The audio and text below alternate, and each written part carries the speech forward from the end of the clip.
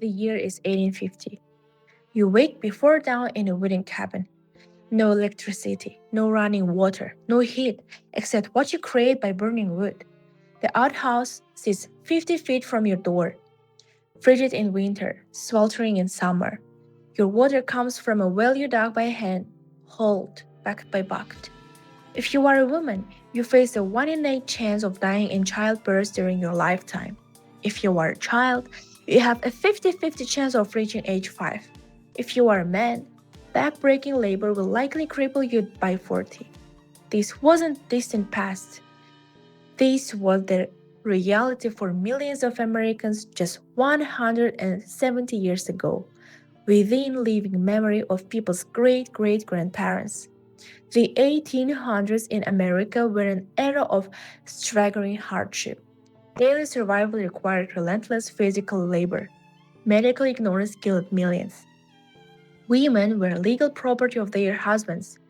Children worked alongside adults from the age of 6. Television and movies romanticized this era. Pioneer spirit, rugged individualism, simple living. But the reality was disease, exhaustion, early deaths, and suffering we can barely comprehend today. This is what life actually looked like in 19th century America, based on historical records, diaries, medical reports, and census data. This is a truth of our ancestors lived. Life in the 1800s meant work from sunrise to sunset, every day without exception. Rest was a luxury few could afford. For farmers, which described 90% of Americans in 1800, don't mean immediate labor. Men went to the fields or barns. Women began household tasks that would consume 12 to 16 hours. Children joined as soon as they could walk. Water alone required enormous effort. Wells were hand dug, often 40 to 60 feet deep. Hauling water meant lowering a bucket on a rope, pulling it up full, carrying it to the house, and repeating constantly. A family of 6 needed approximately 15 gallons daily for cooking, cleaning, and drinking. That meant roughly 30 trips to the well, each one requiring several minutes of hard labor. Cooking meant building and maintaining fires. Wood had to be chopped, carried, and stacked. Fires demanded constant attention. Too hot burned the food. Too cool meant undercooked meals and illness. Women spent hours each day managing fires, their hands permanently marked by burns. Food preservation consumed a massive amount of time. Without refrigeration, everything required immediate processing. Meat was salted, smoked, or dried. Vegetables were pickled or stored in root cellars. Fruit became preserves. A pig slaughter meant days of work, butchering, salting, rendering fat, smoking meat. Nothing was wasted, because waste meant starvation later. Laundry was a nightmarish ordeal. Clothes were boiled in massive kettles, scrubbed by hand on washboards, wrung out manually, and hung to dry. One load took 4 to 6 hours. Doing laundry for the family meant dedicating an entire day, every week, to this single task. Women's hands became permanently reddened and cracked from harsh lye soap and constant immersion in water. Clothing production required even more time. Most families couldn't afford store-bought clothes. Women spun thread, wove fabric, cut patterns, and hand-sewed every garment. A simple shirt required 20 to 30 hours of work. Children wore clothes until they disintegrated. Then the fabric was repurposed into gilts or racks. Farming was brutal. Plows were pulled by hand or animal. Either way, it meant hours behind a heavy wooden plow, fighting rocks and roots, back bent, muscles screaming, planting, weeding, harvesting. all done by hand, bent over rows under scorching sun or autumn cold. A farmer typically worked 60 to 80 hours a week during the growing season. Medical care in the 1800s ranged from ineffective to actively harmful. Doctors had minimal training, no antibiotics, no understanding of germ theory, and treatments that often killed patients. Common illnesses that we treat easily today were death sentences. An infected cut could become gangrene. Gangrene meant amputation performed without anesthesia until the 1840s. Patients were held down, limbs were sawed off, they were conscious, screaming. Many died from shock or infection afterward. Cholera epidemics swept through communities regularly. This bacterial infection caused such severe diarrhea that people died from dehydration within hours. The 1832 cholera epidemic killed over 3,500 people in New York City alone in just 2 months. Doctors had no effective treatment.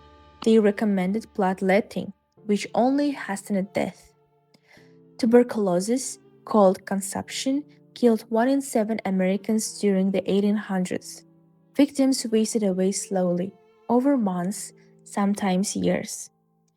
Coughing blood, unable to breathe. Families watched loved ones die, knowing nothing could be done. Childhood disease killed relentlessly. Scarlet fever, diphtheria, whooping cough, measles. Any one of these could sweep through a family, taking multiple children within weeks. Parents frequently buried half their children before adulthood. Graveyards filled with tiny headstones. Dental care barely existed. Toothaches meant agony until the tooth was pulled without anesthesia. Infections from rotten teeth could spread to the blood, causing deadly sepsis. Many adults had few or no teeth by age 40. Women faced unique medical horrors. Childbirth killed approximately 1 in 8 women during their lifetimes. With families averaging 7 to 10 children, pregnancy meant playing Russian roulette again, and again. Hemorrhage, infection, obstructed labor, all common, all usually fatal. Doctors treated illness by bleeding, cutting veins to drain bad blood, and purging, inducing vomiting and diarrhea with toxic compounds like mercury. These treatments weakened already sick patients, speeding deaths. George Washington himself likely died from excessive bleeding by his doctors while treating a throat infection. Pain relief was primitive. Alcohol, opium, surgeries were performed with patients screaming in agony or unconscious from pain. Many chose to live with their conditions rather than endure treatment. Women in 1800s America were not full citizens. They were legal property first of their fathers, then of their husbands, with fewer rights than children have today. Upon marriage, a woman's legal identity was covered by her husband. She couldn't own property. She couldn't sign contracts. She couldn't keep her own wage. Everything belonged to him. A woman could work for decades, and her husband legally owned every penny she earned. Divorce was nearly impossible and socially ruinous. Most states allowed it only for adultery or abandonment. A divorced woman lost her children automatically. Fathers had absolute custody. She also lost all property, all money, even what she earned with her own labor. Domestic violence had no legal remedy. Police didn't intervene in family matters. Courts upheld a husband's right to moderately correct his wife. Beatings were private. Women who fled lost their children and had no means of survival. Women could not vote. They couldn't serve on juries. They couldn't hold public office. Most colleges barred them until the late 1800s. Their role was defined as domestic, bearing children, maintaining the household, obeying husbands. Pregnancy dominated women's lives. Birth control was essentially non existent. Women bore children continuously, from marriage until menopause or death. 8 to 15 children per woman was common. Many women spent 20 years either pregnant or recovering from childbirth.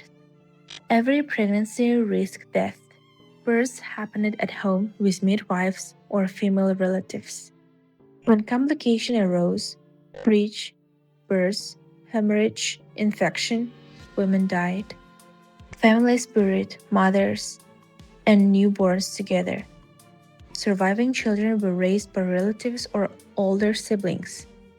The work expected of women was staggering. Beyond childcare, cooking, and cleaning, women produced everything. They made soap from animal fat and lye. They spun thread. They wove fabric. They preserved food for winter. They made candles. They tended gardens. They nursed the sick. They taught children. This work never ended. Women aged rapidly. A 35-year-old woman often looked 50 because of constant childbirth, relentless labor, and malnutrition. Women usually ate last, after men, after children, receiving whatever remained. No discussion of 1800s America is complete without addressing slavery, the system that made millions of black Americans literal property, subject to every imaginable cruelty. Until 1865, approximately 4 million people lived as slaves in southern states. They were bought, sold, inherited, and gifted like livestock. Families were separated at owners' whims. Children were sold away from mothers. Husbands and wives were split permanently. Enslaved people worked from before dawn until after dark, receiving minimal food and clothing. They lived in crude cabins, often without floors or windows. Medical care was non existent except when owners worried about losing valuable property. Physical punishment was constant and brutal. Whipping was standard for any perceived disobedience. Enslaved people were beaten, branded, mutilated. Runaway slaves who were caught faced horrific punishments, whipping until flesh stripped from bones, amputation of toes or feet, sale to brutal deep south plantations. Sexual violence against enslaved women was endemic. Masters and overseers raped enslaved women with impunity. Children born from these rapes become property of the rapist. Enslaved women had no legal protection, no ability to refuse, no recourse. Even free black Americans faced brutal oppression. Northern states prohibited or severely restricted black voting, education, and employment. Black people couldn't testify against whites in court. They faced constant threat of kidnapping and sale into slavery, even with free papers. The psychological trauma was immeasurable. Living as property, knowing your children could be sold, enduring constant violence, having no rights whatsoever, this created generational trauma that echoes still. Post slavery conditions improved marginally but not substantially. Reconstruction briefly offered hope, but Jim Crow laws quickly reinstated racial oppression through different mechanisms. The 1800s established patterns of racism that plagued America for another century. The physical environment of 1800s America was shockingly primitive and unsanitary by modern standards. Cities were cesspools. Streets were unpaved mud mixed with horse manure, garbage, and human waste. New York City had approximately 150,000 horses in 1850. producing millions of pounds of manure annually. This attracted swarms of flies, spread disease, and created unbearable stench. Sewage system didn't exist. Homes had outhouses or chamber pots. Chamber pots were emptied into streets or alleys. Wealthy homes had indoor preps that drained into cesspits beneath houses. This filled with waste leaked into groundwater and caused disease outbreaks. Water supplies were contaminated. Well drew from groundwater polluted by nearby cesspits. Rivers were open sewers. Typhoid, cholera, and dysentery spread through water supplies. Families had no way to know if water was safe. Garbage accumulated in streets and alleys. Cities had no organized waste collection. People dumped trash outside where pigs roamed freely, eating refuse. These urban pigs were dangerous. They attacked children, spread disease, and created nauseating conditions. Housing was primitive for most. Rural cabins were drafty, leaky structures. Newspapers enclosed stuffed cracks against wind. Rain leaked through roofs. Floors were packed dirt or raw wood. Families of 8 lived in 1 or 2 rooms. Urban tenements were worse. New York's Five Points neighborhood packed Irish immigrants into buildings where 10 families shared single toilets. No ventilation, no light in interior rooms. Tuberculosis spread rapidly in these conditions. Life expectancy in Five Points was under 30 years. Winter meant freezing. Houses had minimal insulation. Single fireplaces or stoves heated only immediate vicinity. Water froze in buckets indoors. People slept in multiple layers under piles of blankets.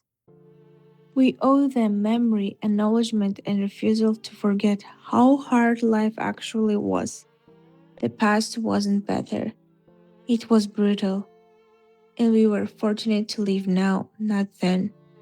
We owe them memory, acknowledgement, and refusal to forget how hard life actually was.